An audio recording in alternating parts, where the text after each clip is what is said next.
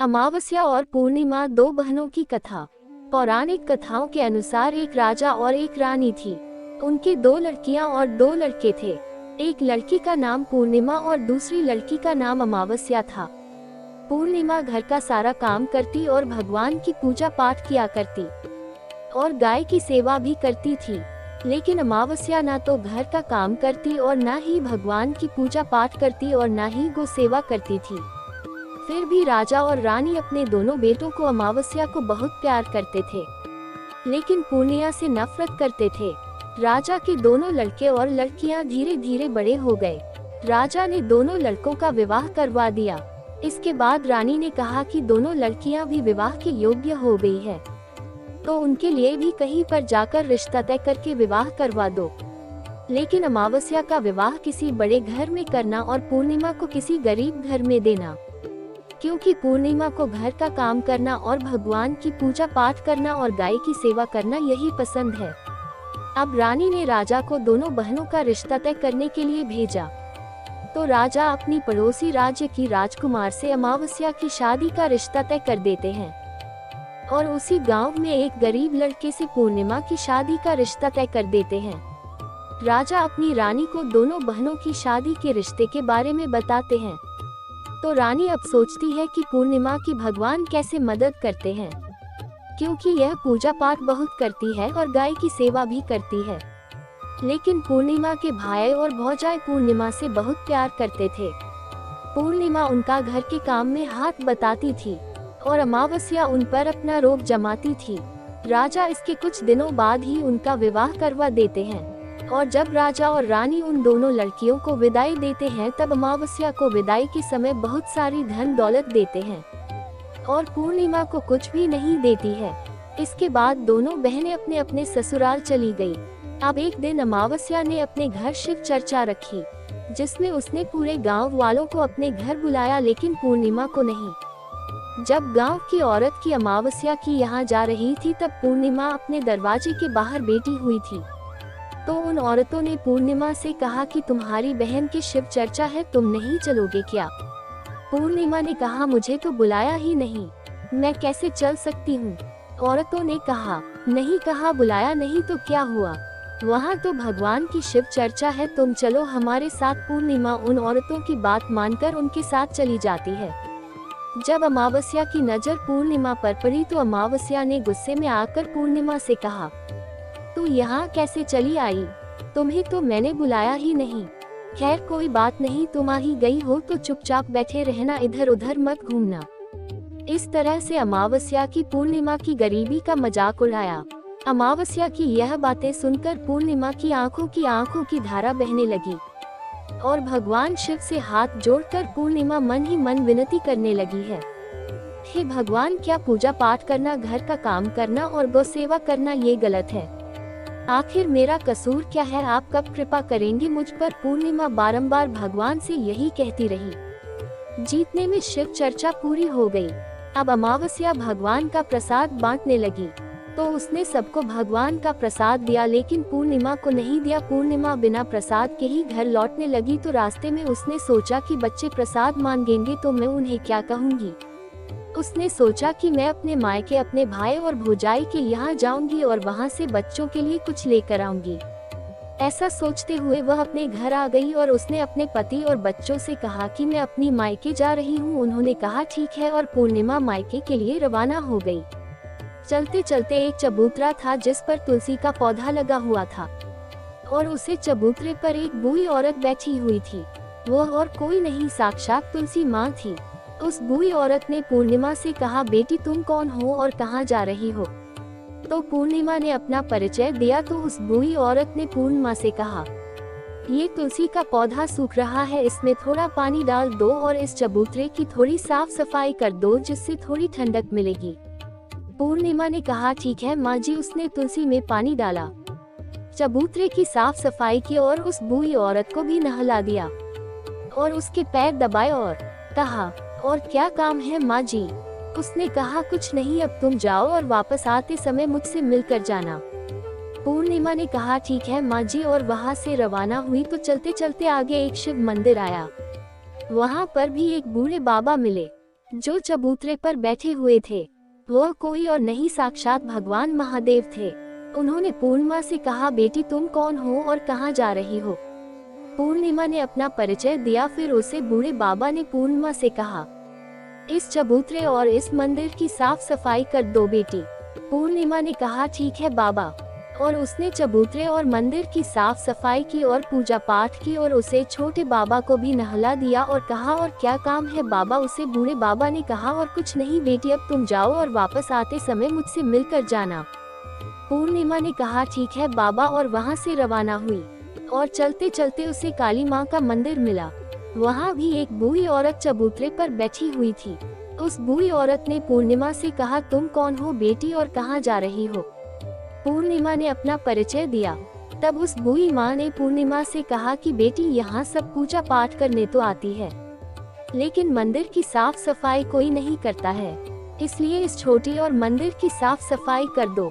पूर्णिमा ने कहा, ठीक है माँ जी। तब पूर्णिमा ने मंदिर और चौधरी की साफ सफाई की और पूजा पाठ किया और माता का श्रृंगार किया और उसे बूढ़ी औरत को नहला दिया और बूढ़ी औरत के पैर दबाए। और पूर्णिमा ने कहा, और क्या काम है माँ जी? तब उस औरत ने कहा, कुछ नहीं, अब तुम जाओ और वापस आते समय मुझसे मिलकर जाना। तब पूर्णिमा ने कहा, ठीक है माँ जी। इसके बाद वह वहाँ से रवाना हुई और थोड़ा आगे चलते चलते एक नदी आई। नदी के किनारे भी एक बुढ़ी औरत बैठी हुई थी। वह साक्षात गंगा मैया थी। उस बूढ़ी औरत ने कहा, तुम कौन हो बेटी और कहाँ जा रही हो? पूर्णिमा ने अपना परिचय दिया। इसके बाद उसे औरत ने पूर्णिमा से कहा, किस नदी पर स्नान करने तो सब आते हैं, लेकिन यहाँ साफ सफाई कोई नहीं करता है, इसलिए तुम इस किनारे पर साफ सफाई कर दो। पूर्णिमा ने कहा, ठीक है माँ जी। पूर्णिमा ने वहाँ पर साफ सफाई की और उस बूढ़ी औरत की पैर दबाए और कहा, और क्या काम है माँ की? उस बूढ़ी औरत ने कहा, कुछ नहीं बेटी, अब तुम जाओ और वापस आते समय मुझसे मिलकर जाना। इसके बाद पूर्णिमा नाव में चढ़ने लगी तो नाव फूलों से सजी हुई थी। वह नाव में बैठकर नदी के दूसरे किनारे पर उतर गई। इसके बाद वह अपने पीहर के घर पहुंच गई। वहां पर पूर्णिमा के भाई भौजाइयों ने देखा तो वह बहुत खुश हुई और उन्होंने पूर्णिमा की बहुत खातिरदारी की और खूब सारी बातें करते हैं और कहा कि बच्चों को भी साथ लेकर आती। इसके बाद सब खाना खाकर सो जाते हैं और सुबह जब पूर्णिमा ने अपने ससुराल जाने के लिए कहा तब भाइयों ने उसे एक लाल साड़ी दी और एक थैले में बच्चों के लिए कपड़े और खाने पीने के कुछ सामान रख दिए और कहा कि तुम बहुत दिनों के बाद आती हो, जल्दी जल्दी आया करो। पूर्णिमा ने कहा ठीक है। इसके बाद पूर्णिमा की भाभियों ने पूर्णिमा को हाथ में थैला दिया और कहा कि जाओ और वापस जल्दी आना। इसके बाद पूर्णिमा वहां से रवाना हुई और इस नदी के किनारे पर पहुंच गई। नाव में बैठकर नदी के दूसरे किनारे पर उतर गई। वहां पर उतरने के बाद पूर्णिमा को वही पूर्णिमा मिली जो साक्षात गंगा मैया थी। उस बूढ़ी माँ ने कहा, आ गई हो बेटी? पूर्णिमा ने कहा, हाँ मैं आ गई।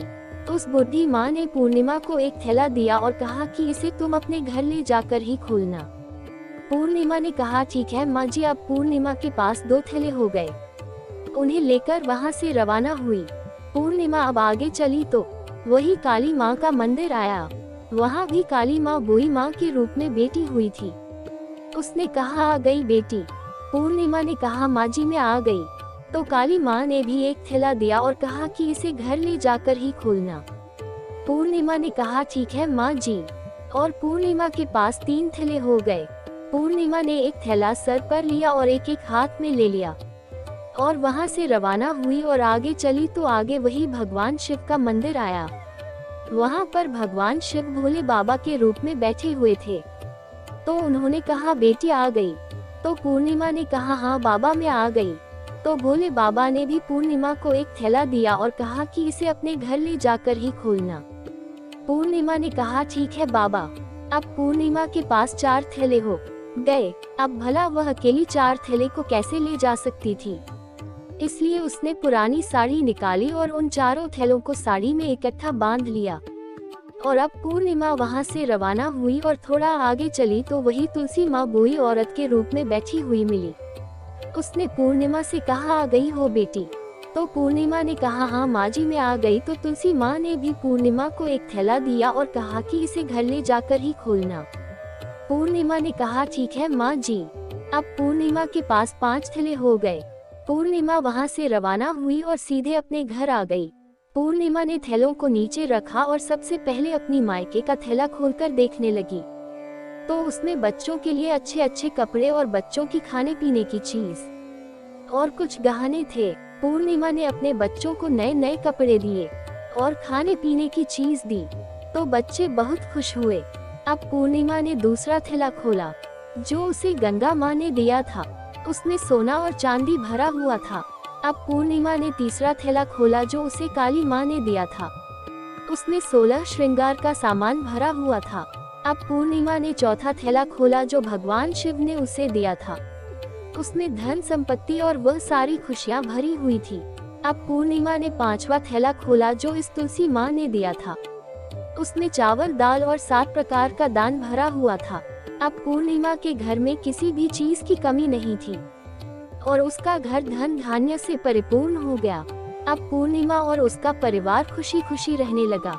पूर्णिमा के मन में विचार आया कि क्यों ना मैं भी अपने घर शिव चर्चा कराऊं, और शिव चर्चा का कार्यक्रम रखा। पूर्णिमा ने गांव से सभी को बुलाया और अपनी बहन के घर भी गई अपनी बहन को बुलाने के लिए। अब अमावस्या अपनी बहन के घर शिव चर्चा में आई तो उसने देखा कि पूर्णिमा की घर में किसी भी चीज की कमी नहीं है। इतनी धन दौलत देखकर अमावस्या आश्चर्यचकित रह गई और उसने पूर्णिमा से कहा कि तुम्हारे घर में इतनी धन दौलत कैसे आई।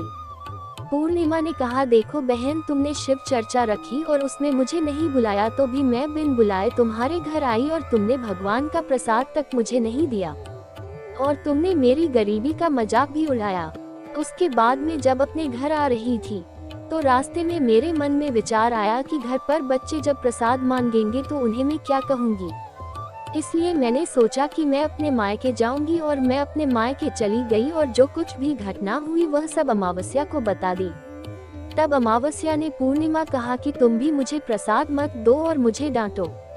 लेकिन पूर्णिमा ने कहा, ये तो भगवान का प्रसाद है, मैं तो सबको दूंगी और तुम्हें भी दूंगी। फिर अभी अमावस्या ने प्रसाद भी नहीं लिया और वह सीधे अपने घर चली गई।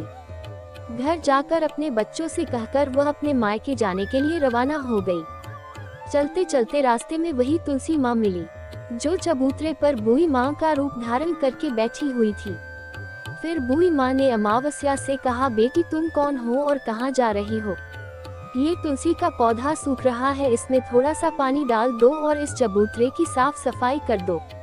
इस पर अमावस्या ने कहा, ओए बुढ़िया, तुझे दिखाई नहीं देता कि नहीं कितनी महंगी साड़ी पहन रखी है, ये गंदी हो जाएगी। ऐसा कहकर वह आगे चली तो भगवान शिव मिले, उनको भी उसने ऐसा ही कह दिया।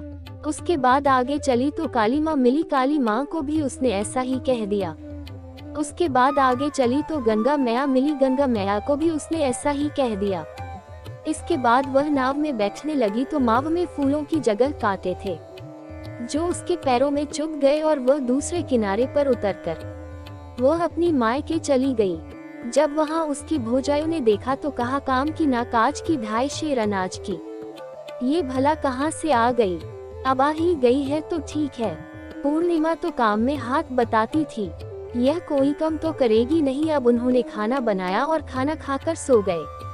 अमावस्या सुबह उठी और अपनी भौजाइयों से कहा कि मैं अपने ससुराल जा रही हूँ। तो उन्होंने कहा, ठीक है जाओ। अमावस्या बोली, पूर्णिमा को तो तुमने एक थैला दिया था और मुझे कुछ नहीं दोगी क्या? भौजाइयों ने कहा, तुम घर जाओ, थैला तुम्हारे घर पहुंच जाएगा। फिर वह वहां से रवाना हुई और नदी के किनारे नाव में बैठकर दूसरे किनारे पहुंची। वहां गंगा मैया बूढ़ी माँ का रूप धारण करके बैठी हुई थी। बूढ़ी माँ ने कहा, आ गई हो बेटी? उसने कहा, आ गई बेटी। अमावस्या ने कहा, है आ गई, तुमने पूर्णिमा को एक थैला दिया था और मुझे नहीं दोगी क्या? बूढ़ी माँ ने कहा, तुम अपने घर जाओ, थैला तुम्हारे घर पहुंच जाएगा। इसके बाद काली माँ ने भी ऐसे ही कह दिया। इसके बाद भगवान शिव ने भी ऐसे ही कह दिया। इसके बाद तुलसी माँ ने भी ऐसे ही कह दिया। इसके बाद जब वह अपने घर पहुंची तो आंगन में 5 थैले रखे हुए थे। अमावस्या ने अपने मन में सोचा कि आज तुम्हें निहाल हो गई। उसने जल्दी जल्दी से सभी थैलों को खोला तो उसमें किसी में मिट्टी तो किसी में पत्थर तो किसी में कंकर, किसी में कोयला, किसी में सांप मरे हुए थे। ये सब देखकर उसने अपना सर पकड़कर कहने लगी, हे भगवान, मुझे मायके में भी कुछ नहीं मिला और इन थैलों में भी कुछ नहीं मिला। इसके बाद अमावस्या दौड़ती हुई अपनी बहन पूर्णिमा के घर जाती है और पूर्णिमा से कहती है, तुझे तो इतना सब कुछ मिला और मुझे कुछ नहीं मिला, आखिर क्यों? पूर्णिमा ने कहा कि मैं जब अपनी मायके जाती हूँ तो अपनी भौजाइयों के साथ मिलकर काम करती हूँ और तुमने कभी उनकी इज्जत नहीं की है, इसलिए तुम्हें वह भला क्या देती। और इसके बाद तुमने गंगा माँ को ठुकरा दिया और काली माँ को भी ठुकरा दिया और भगवान शिव को भी ठुकरा दिया और तुलसी माँ को भी ठुकरा दिया, इसलिए उन्होंने भी तुझे कुछ नहीं दिया। अमावस्या बोली, बहन मुझे माफ कर दो, मैं सदा तुम पर अत्याचार किए हैं, मुझे कुछ नहीं मिला तो कोई बात नहीं, मैं भगवान की भक्ति करके सब प्राप्त कर लूंगी, मुझे इसका रहस्य बताओ। तो पूर्णिमा ने कहा, तुम 3 सूत्र का ज्ञान ले लो। पहले सूत्र में दया मांगना और दूसरे सूत्र में चर्चा करना और तीसरे सूत्र में 108 बार ओम नमः शिवाय का जाप करना। बहन, भगवान ने ज्योति सूत्र दिए हैं, इनको अपनी हृदय में बसा लेना। मैं सच्चे मन से भगवान की पूजा पाठ करती थी, इसलिए मेरे पास कुछ नहीं था, फिर भी भगवान ने मुझे सब कुछ दिया और तुम्हारे पास जो सब कुछ था वह भी खत्म हो गया। इसके बाद अमावस्या अपने घर गई और भगवान की पूजा पाठ करने लगी और भगवान शिव की भक्ति मानने लगी और वह सेवा करने लगी और दूसरों की मदद करने लगी। वीडियो अगर पसंद आया हो तो वीडियो को लाइक और चैनल को सब्सक्राइब करें और अपने दोस्तों के साथ शेयर करें। धन्यवाद और कमेंट बॉक्स में हर हर महादेव अवश्य लिखिए।